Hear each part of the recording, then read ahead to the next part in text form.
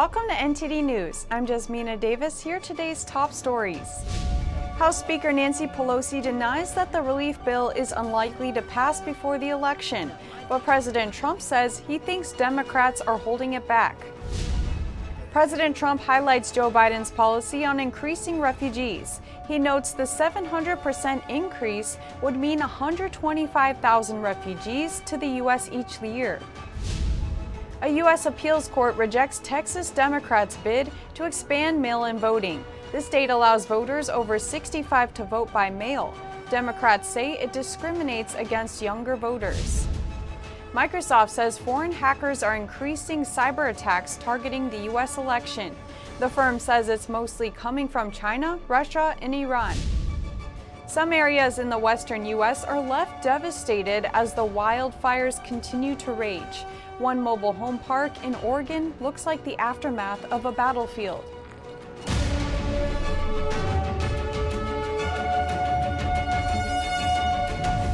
President Donald Trump honored the memories of the 9/11 victims and first responders at the Flight 93 National Memorial in Pennsylvania, making the 19th anniversary of the attack.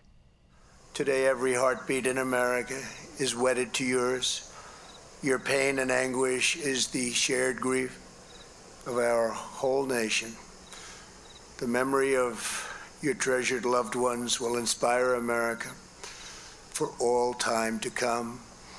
The heroes of Flight 93 are an everlasting reminder that no matter the danger, no matter the threat, no matter the odds, America will always rise up, stand tall, and fight back.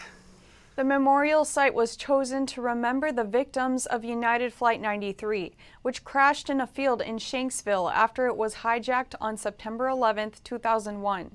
The president honored the passengers of the flight and described how they fought back against the hijackers, causing the plane to crash in a field in Pennsylvania instead of the U.S. Capitol the hijackers had planned to hit. Trump also honored first responders and spoke of unity, sharing a story from a first responder about how America came together after 9/11. Democratic presidential candidate Joe Biden will be visiting the site later today. And on that day, nearly 19 years ago, an NYPD recruit answered the call to help people evacuate Lower Manhattan. Our reporter Kevin Hogan has more on the first responders' operations. Almost a generation has passed since that fateful day when terrorists hijacked planes and destroyed the Twin Towers, killing thousands of innocent Americans in just a few hours. Paul Grattan was a recruit at the NYPD Police Academy who was stationed in Brooklyn at the time. He was dispatched to the Brooklyn side of the Manhattan Bridge that morning to help people escape from a noxious cloud of dust and debris. Tens of thousands of people evacuated Manhattan by that bridge that morning. Many were covered in dust and smoke, some were injured, some just came out of the rubble, others had trouble breathing, and many had trouble walking and needed medical help. Grattan did his best to help people cross the bridge and call for medical support, but there was only so much he could do. Despite our best resources and best efforts, there was simply not enough first responders in the early hours of this incident. This is where you really saw New York come together. This is where you really saw how resilient New York is from the very first moments, people helping each other out. NYPD and firefighters risked their lives to save people from the buildings and from the rubble afterwards.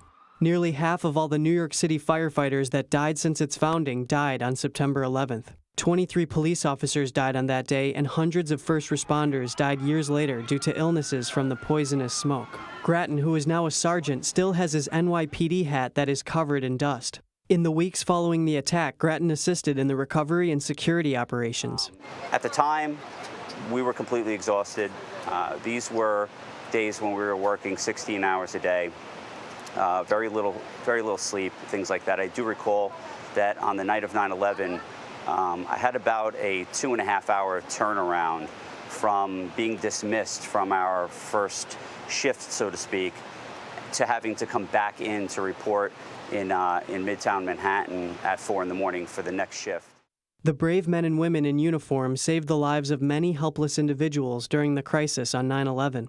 Yet recently, a handful of high-profile deaths involving police has started a movement to defund the police. This has resulted in New York City cutting $1 billion from its police department, while protesters and a columnist for the New York Times are calling for the complete abolition of police. You need to be a little careful of what's read maybe in some of the newspapers and what's on the news being used as more of a political tool than anything else. I think by and large the opinion of most Americans is very pro-police and understanding of the fact that we need law enforcement to maintain law and order.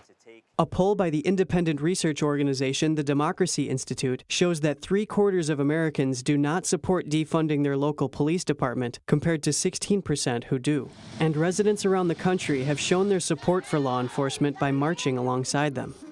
When you see the resilience of New Yorkers, New York's first responder community, New York City's residents, and the residents across this country, and how resilient they are, and how they lift each other up and come to each other's aid during critical times like 9/11, then you really start to understand that the true goals of terrorism will always fail.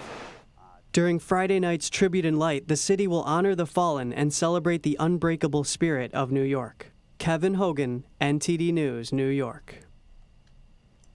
After the Republican virus relief bill failed to pass the Senate, Republican senators say it's reached a dead end. House Speaker Nancy Pelosi says there is still room for a compromise, but President Trump is doubtful.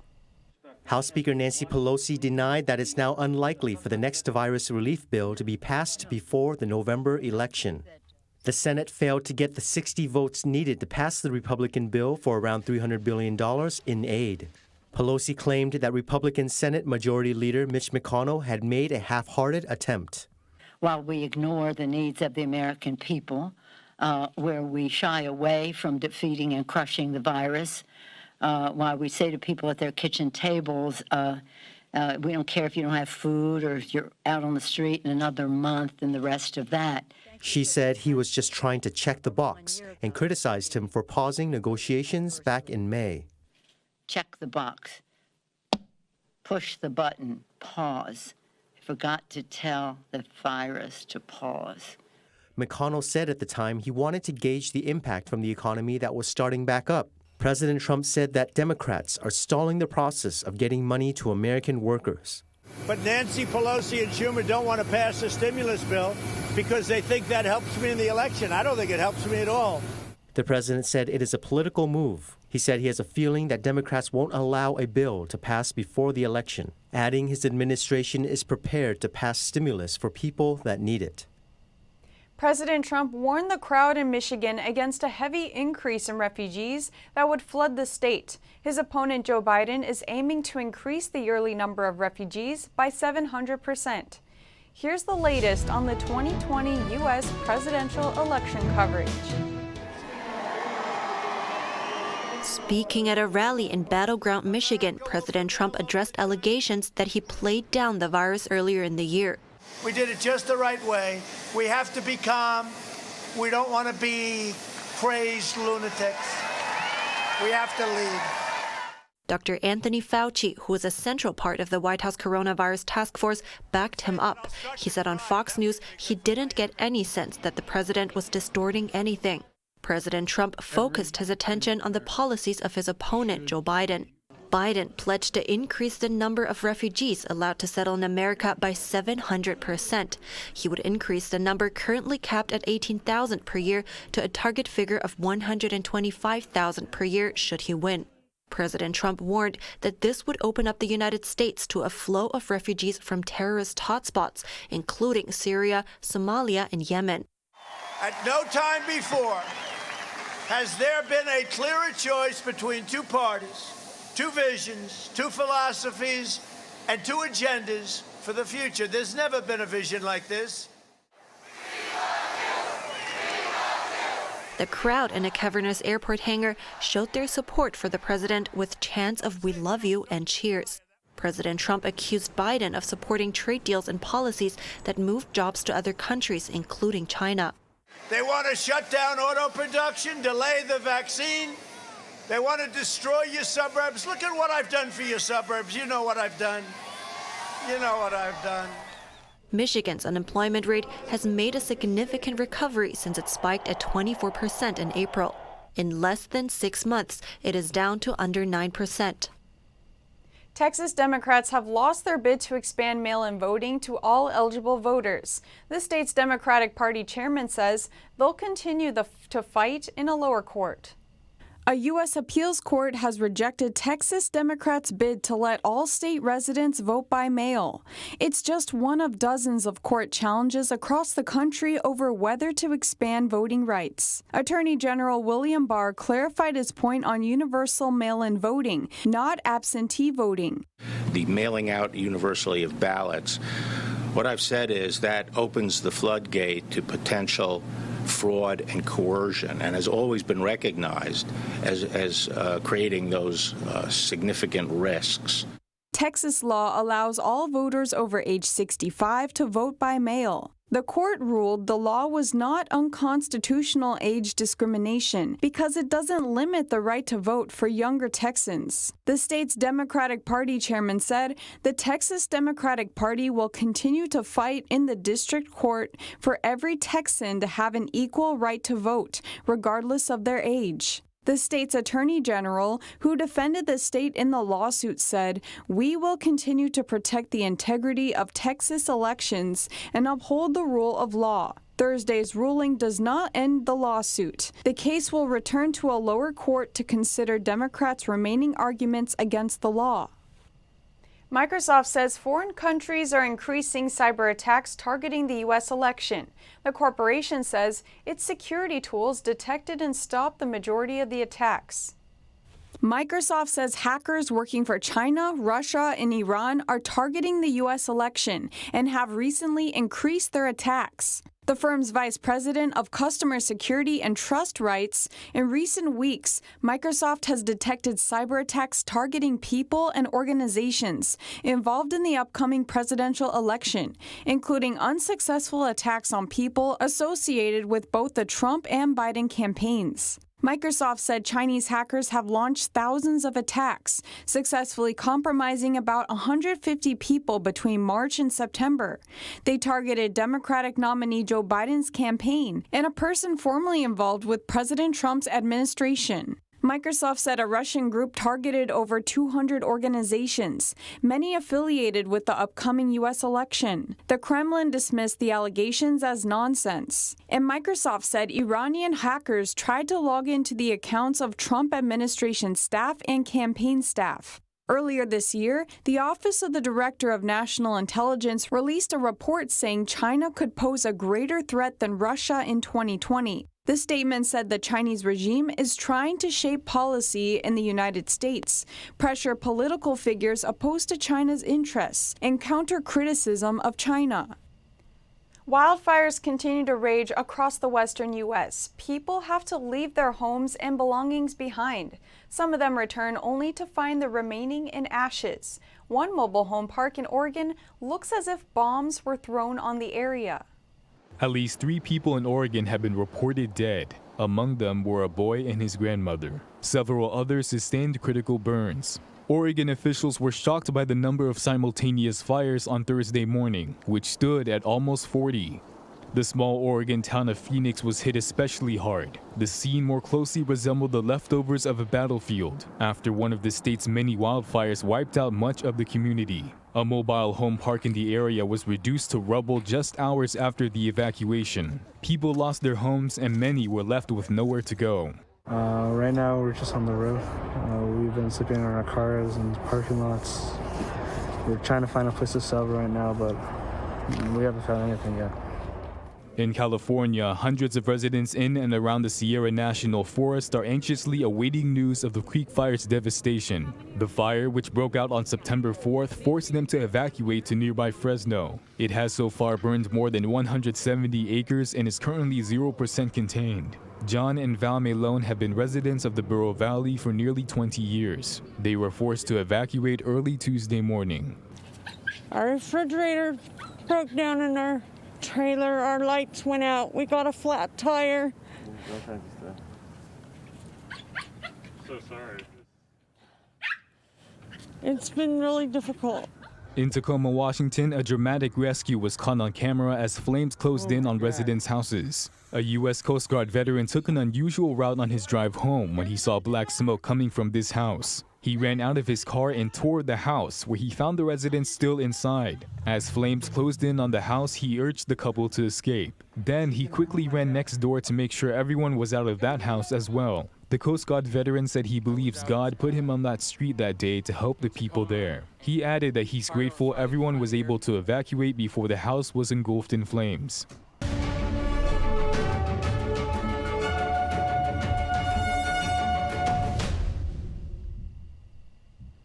New Yorkers will be able to dine indoors once again by the end of the month. Some restaurant owners say this means more business and more jobs, but that it's long overdue. NTD's Miguel Moreno has more from Manhattan.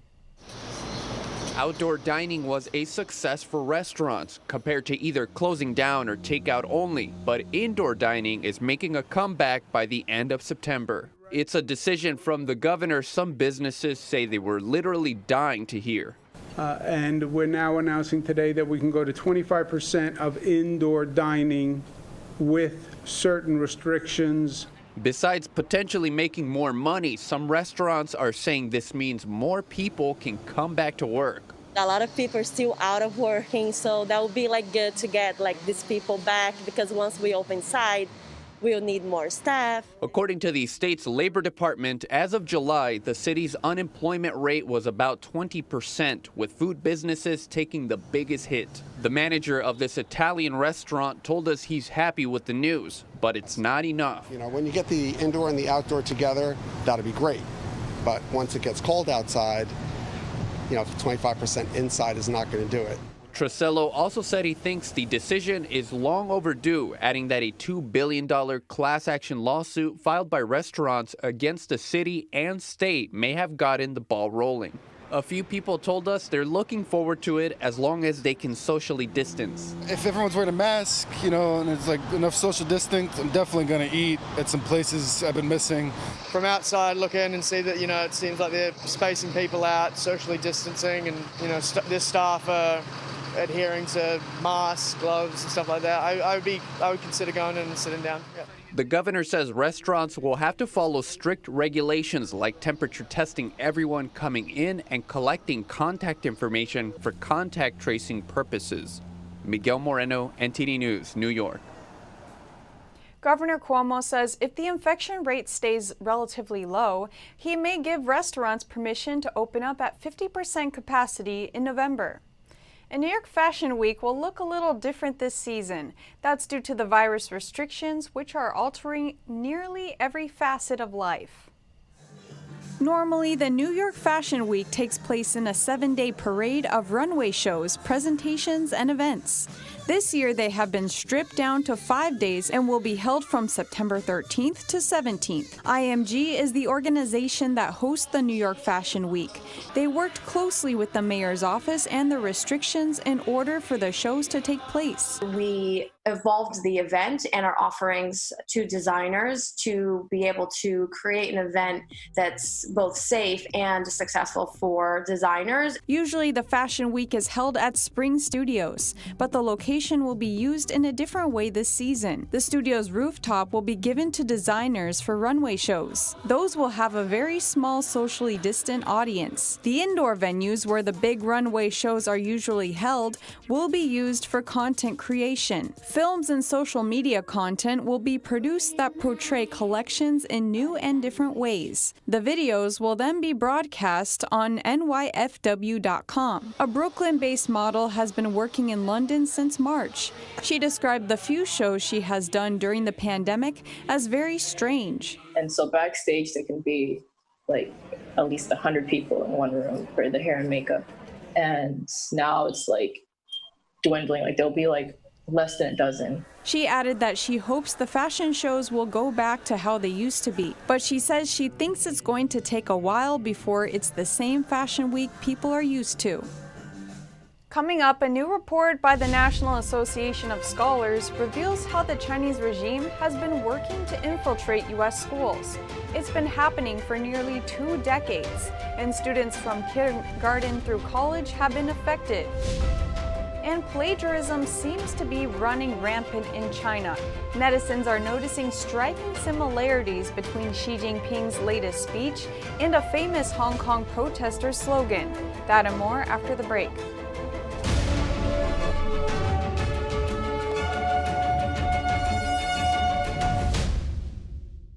The National Association of Scholars has released a new report.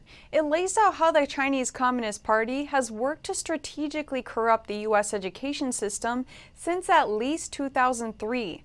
The author of the report and others scholars give us a deeper look at the problems. They were on a panel discussion with our sister media, the Epoch Times.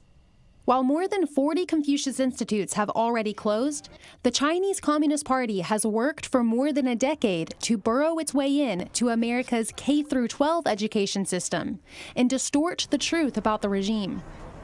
Rochelle Peterson from the National Association of Scholars explains in her report that it starts with the College Board, which in her words is corrupted by the CCP from the inside out.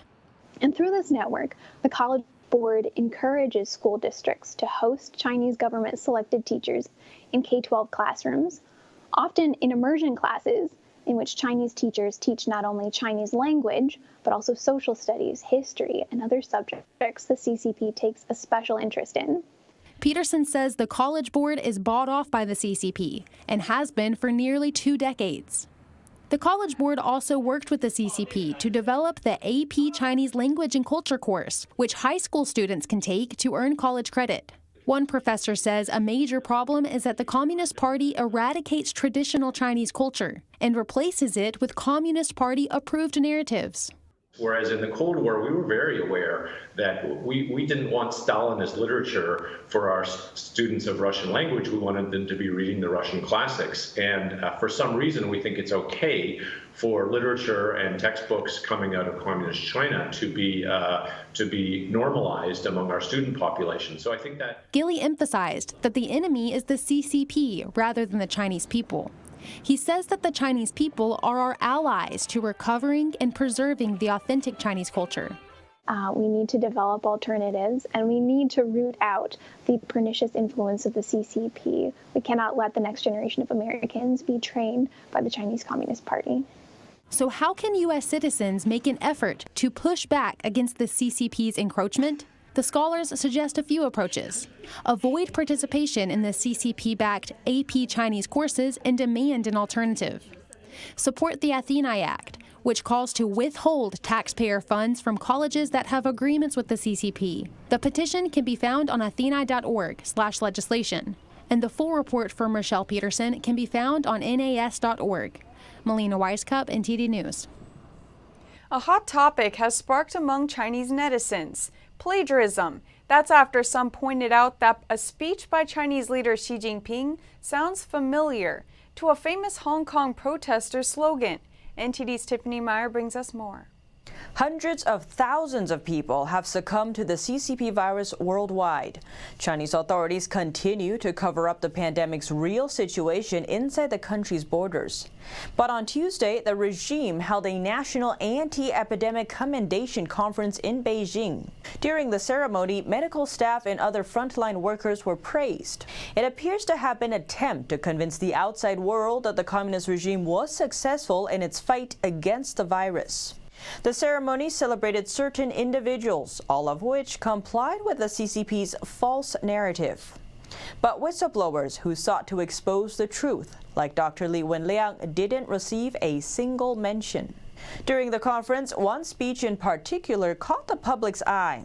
The head of the Communist Party, Xi Jinping, remarked that there are no heroes who fall from heaven, only mortals who step forward. His words were likely meant to praise the country's young people for their efforts to quell the initial outbreak. But his statement caused a surprising stir instead. Hong Kong netizens immediately condemned Xi for plagiarizing one of Hong Kong's most famous slogans, used by the city's pro-democracy movement. The slogan was once written on the buildings of 2 Hong Kong universities, encouraging students to fight the police suppression of campus morale. The slogan originates from Marco Lee, a former Hong Kong protester who now lives overseas. After hearing the news, Lee wrote a post condemning the regime's use of his words. Using social media, he shared a statement saying, "The most despicable and evil organization on earth destroyed my hometown, imprisoned and killed my people, forced my family into exile, and then misappropriated what little spirit I had left in Hong Kong for a speech used to deceive victims of a biological weapon." U.S. Secretary of State Mike Pompeo criticized Chinese state-run media mouthpieces, calling Beijing's propaganda system hypocritical. This after China's propaganda mouthpiece People's Daily refused to run an op-ed by the U.S. ambassador to China, Terry Branstad. The op-ed called for more positive relations between the two countries through unrestricted engagement and uncensored discussion. Pompeo said the People's Daily's response once again exposes the Chinese Communist Party's fear of free speech and serious intellectual debate, as well as Beijing's hypocrisy when it complains about lack of fair and reciprocal treatment in other countries. Pompeo added that Chinese officials enjoy the freedom of expression in the U.S., and China's Ministry of Foreign Affairs and state-run media regularly attack U.S. policies on U.S. social media. The refusal by the People's Daily follows a U.S. decision this week to revoke more than 1,000 visas of Chinese nationals. The U.S. ambassador to China's op-ed called out the Chinese regime, saying it has exploited U.S. openness. He said while U.S. journalists face restrictions on reporting and even entering China, Chinese state media workers have long enjoyed open access in the United States. Branstad calls for reciprocity so that the two countries can achieve a genuinely balanced relationship. The People's Daily said in their response the U.S. envoy's op-ed failed to meet their standards and that his piece was full of loopholes. Pompeo, meanwhile, said the Chinese regime must respect freedom of speech, saying their refusal to do so shows just how much China's unelected party elites fear their own people's free thinking and the free world's judgment about their governance practices inside China. In northern China, over 100 people from the same village are on the wanted list. An internal document obtained by NTD reveals how local authorities distracted public opinion. NTD's Juliet Song has more. An internal document reviews how Chinese authorities manipulate public opinion. In 2016, Chinese police increased the crackdown on telecom fraud. On their wanted list were over 100 people from the same place, county in China's central Henan province. The news generated a buzz in society, and the negative publicity alarmed local officials. To sway public opinion, they came up with a solution. NTD obtained an internal document that detailed the plan. It said to guide public opinion on the internet, local authorities decided to set up an influential internet campaign filled with positive energy. The Chinese regime often uses the word positive energy in its propaganda. It means to only focus on the bright side of things. In contrast, the regime considers crises and disasters as negative energy. For local officials, suppressing negative news becomes part of their job as it affects their political performance. They need to create a so-called harmony in society, an illusion that negative events don't exist. The harmony is part of the local officials' political achievements, and it helps with their future promotion. The authorities planned a publicity event where they would give money to people that are over 100 years old. To make the event a hot topic in the news, local authorities deployed their internet army. According to the document, they hired 1,500 online commentators. Within 48 hours, the commentators forwarded related news articles over 1,000 times. They also left comments under the news articles and set up posts on online forums. Local authorities seemed to be happy with the result. They cited this as a successful case in their annual work review and said the publicity effort generated massive influence online and successfully turned around public opinion. Juliet Song, NTD News. Coming up, New York City has a record number of empty apartments, and residents continue to pack up and leave the city for the suburbs. A rare diamond is going up for auction next month. It's expected to go up to $30 million. That and more after the break.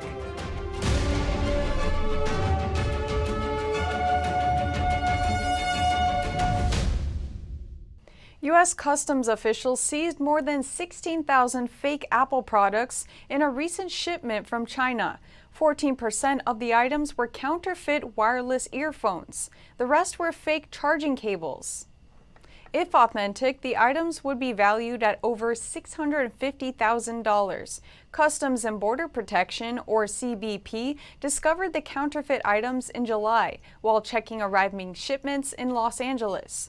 Of all the seizures last year, nearly half originated from China.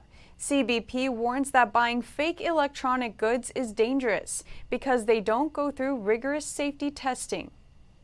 There are a record number of empty apartments in New York City, and the number is rising. The author of a new report says it'll be months before things get better. NTD's Phil Zoe reports. A new report by Douglas Elliman Real Estate and appraiser Miller Samuel shows there is a record supply of empty apartments for rent in New York City right now. This has been a record month of records. There were 15,000 empty apartments in Manhattan alone in August, the most in 14 years. That's nearly triple the amount from the same time last year. Miller Samuel CEO told us the vacancy rate is also the highest it's ever been, more than double the normal range. Not only is it a record, but it's the first time exceeding 5%. Last month was the first time exceeding 4%. The month before was the first time exceeding 3%. Miller says renters are flocking to the suburbs to rent single-family houses. Those who can afford to purchase are also buying. A surge in contract activity in the suburban markets that surround New York, and many of these are first-time buyers that are coming from Manhattan. Miller expects the weakening rental market to last well into the fall season. Phil Zoe, NTD News, New York. J.Crew is officially out of bankruptcy, and the company says it's now well positioned for long-term growth. J.Crew filed for bankruptcy in May amid the pandemic, though experts say the retailer was already struggling due to high levels of debt and a failure to keep up with fashion trends. J.Crew equitized more than $1.6 billion of debt with Anchorage Capital Group, which is now its majority owner. The company says its new strategy focuses on 3 core pillars: delivering a focused selection of products, brand experience, and what it calls frictionless shopping. One of the world's rarest diamonds is going up for auction next month. It's about the size of a lollipop and is expected to be sold for up to $30 million. The rare diamond will be sold at Sotheby's auction in Hong Kong. Sotheby's said the flawless white sparkler, which is over 100 carats, is the second largest oval diamond of its kind to be offered at auction. The largest was an almost 120 carat diamond. It was sold for a record-setting $30 million in Hong Kong in 2013. We're looking at an exceptional diamond. It's 102.39 carats. D color, which is the best color that you can possibly have. Flawless clarity, which means there's not a single inclusion or blemish on the diamond. Only 7 diamonds of this kind that are over 100 carats have ever been sold at an auction. The diamond will be sold in a single lot auction without a reserve price at Sotheby's in Hong Kong on October 5th. It's the first time in Sotheby's history that they're offering this diamond without an estimate. And we are truly letting the market decide. Historically, diamonds of this caliber and this size have sold in a range between $10 and $30 million. But for this particular stone, we'll just have to see. The diamond was cut from an over 270 carat rough that was discovered at the Victor Mine in Ontario, Canada in 2018. Craftsmen cut and polished the stone for more than a year. NASA is looking for companies to mine the moon for resources. The companies would collect rocks and dirt from the moon, then sell them to NASA. The program will be available to both U.S. and international companies. It's part of a technology development program that the agency says will help ensure safe and sustainable lunar exploration in the future.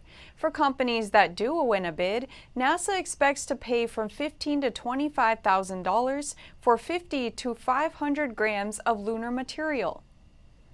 And up next, the EU has issued an ultimatum to the UK, requesting the UK to scrap some parts of a controversial bill, or the EU will take legal action.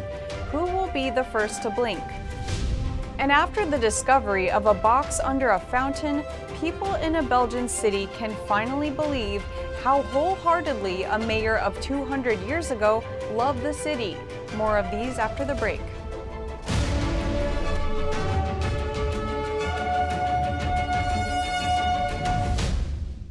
Over to Europe. After more than 4 years and at the cost of 3 prime ministers, Brexit is now facing another dramatic turn. Again, it's about Northern Ireland. NTD UK's Neil Woodrow will bring us more news from Europe. Thanks. Welcome to the UK Newsroom, bringing you UK and European news. The European Union is threatening legal action over a bill proposed by the UK government. European Commission Vice President Maros Šefčovič is holding emergency talks in London over the Internal Market Bill. He says the bill seriously damages trust between the EU and the UK. He is calling on the UK government to withdraw these measures from the draft bill in the shortest time possible and in any case by the end of the month. On the other side, UK Cabinet Minister Michael Gove made it clear the UK will not withdraw the bill and admitted it will break international law. One of the reasons for making sure that we can proceed with the UK Internal Market Bill is that businesses have told us that they would prefer to have certainty at the end of the transition period on how the UK Internal Market will operate. The dispute centres on rules for Northern Ireland, which shares a land border with the EU member Ireland. An element of the divorce deal prevents a hard border from returning to the island of Ireland. The Internal Market Bill would change that and give UK ministers the power to modify or disapply rules on goods travelling between Northern Ireland and the UK. The London extradition hearing for WikiLeaks founder Julian Assange is postponed. Assange is wanted in the US for conspiring to hack government computers and releasing confidential cables in 2010 and 2011. The judge adjourned the case until Monday after being told a lawyer representing the US might have been exposed to the virus.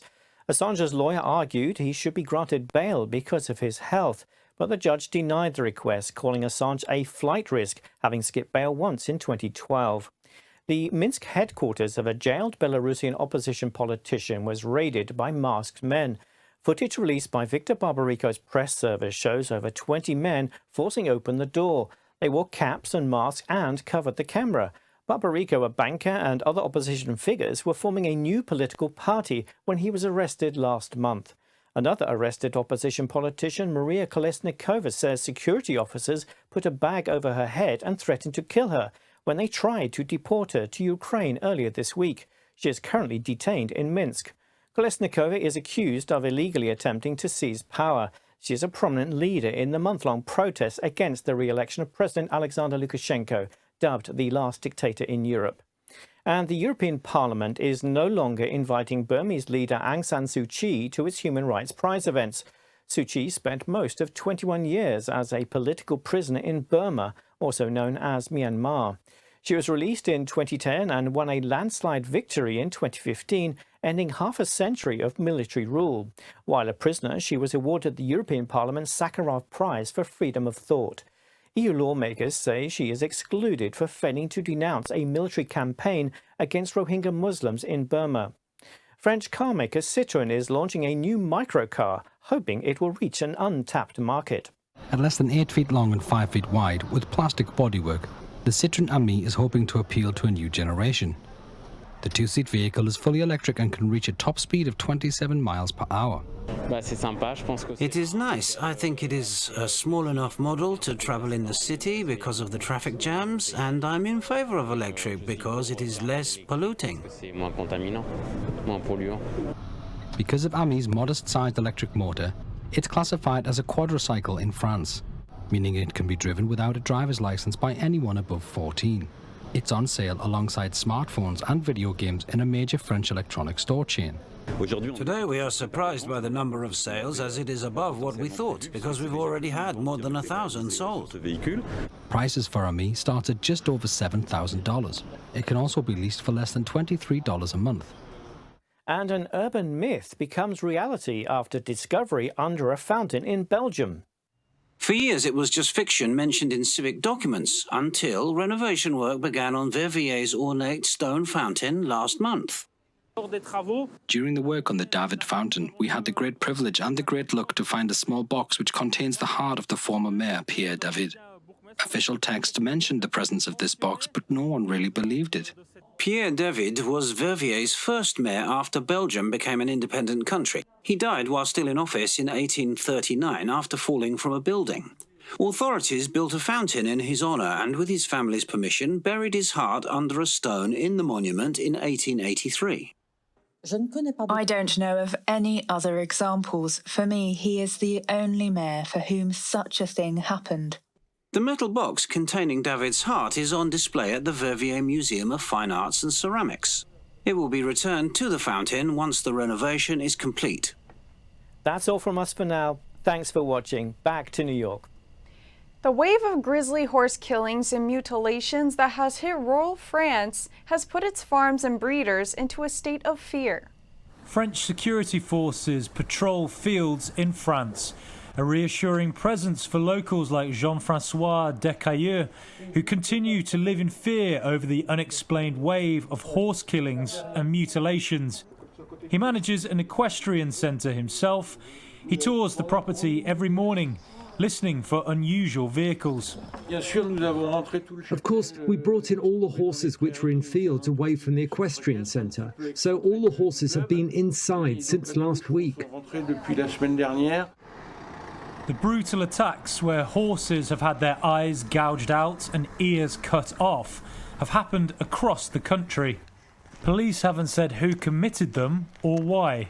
150 investigations have been opened. Authorities are visiting farms and riding centres to check on security arrangements and give advice. At another riding centre in northern France, its owner, Rebecca Pavy, has fitted new surveillance cameras. She had one blunt message for police.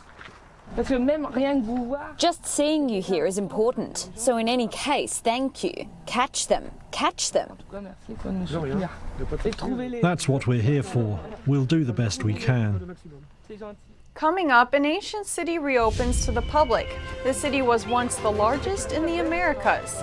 That and more after the break.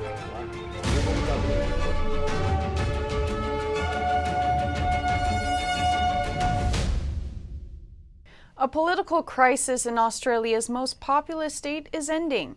All of the parties in the governing coalition are staying in the alliance. One of them had threatened to leave over a policy designed to protect koalas. Oh, wow. A clash erupted when the Nationals Party of New South Wales, Australia, objected to a ban on land clearing in habitat deemed essential for koalas. The law was introduced in December during the bushfires that killed thousands of the native animals. The Nationals plan to overturn the law, saying it's the farmers' right to manage their own land. The Liberals held firm, which prompted the Nationals to say they might quit the ministry. The move would have left the state of over 7 million people in turmoil as the country still grapples with the pandemic. But on Friday, the Nationals leader said his party would stick, keeping the Liberal and Nationals coalition in place. This isn't about anti-koala. As I said yesterday, we want to see the population thrive and grow and double. But yesterday, we did what we did because of desperation, because we weren't being heard. The announcement came after a premier assured him the law would be on the agenda at a future cabinet meeting. In Mexico, the massive temples and pyramids of Teotihuacan are open again to visitors. It's been more than 5 months since they've been closed due to the pandemic.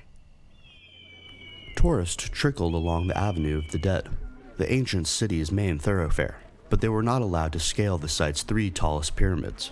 The main archaeological zone will be limited to 3,000 visitors per day. Both temperature checks and masks will be required. 2 local museums will remain closed. I haven't been in Mexico for long. Fortunately, I haven't had to wait to come here. But I think it is very important for the economy, for tourism, so that people can keep on enjoying places. Also, as this is an open space, you can keep your distance and visit securely. The reopening is also welcome news for vendors like Maria de Lourdes Guerra, who has been selling souvenirs at the site for 40 years. Mexico has been hit hard by the global pandemic, with nearly 650,000 total infections and almost 70,000 deaths. Teotihuacan is about 30 miles northeast of Mexico City and was once the largest city in the Americas. Experts say the metropolis grew rich between 100 BC and 550 AD due to a bustling economy. The city was designated as a World Heritage Site in 1987. And that's all for now. Catch us again at 6:30 p.m. Eastern Time. I'm Jasmina Davis.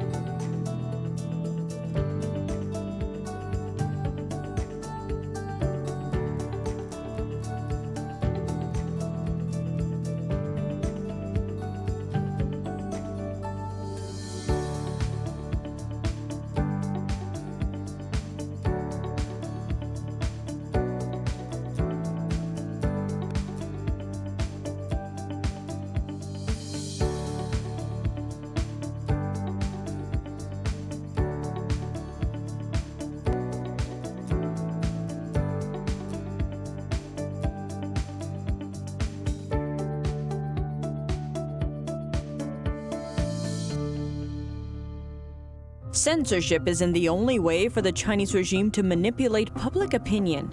An internal document reveals how authorities distract attention away from negative publicity. The U.S. urged Southeast Asian nations to act together against China's dominance. Some of them are facing China's Communist Party in the South China Sea. Plagiarism is common for the CCP, and its head Xi Jinping even plagiarized one famous slogan from Hong Kong protesters. Is a Chinese vaccine more trustworthy than the imported ones? A Chinese expert tried to tell TV viewers the truth, but in a way that kept him out of trouble. And for Chinese tech giant Huawei, a shortage of chips is not the only problem it's facing. Things seem to also be taking a turn for the worse in Europe. Tune in at 9:30 p.m. Eastern Time and tomorrow at 5:30 p.m. Eastern Time to watch the full China Infiltrate.